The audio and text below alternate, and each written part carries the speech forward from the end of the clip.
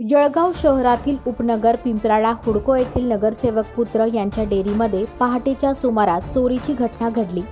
Police चौकीच्या अगदी हाकेच्या अंतरावर असलेल्या डेअरीमध्ये सदर घटना घडल्याने नागरिकांमध्ये असुरक्षितता निर्माण झालेली आहे। दुकानातील काही रोख रक्कम तसेच खाद्यपदार्थ चोरट्यांनी चोरून नेले। सदर दुकानात सीसीटीव्ही कॅमेरे असून चोरट्यांनी कॅमेऱ्याची वायर कापून कॅमेरा बंद केला होता।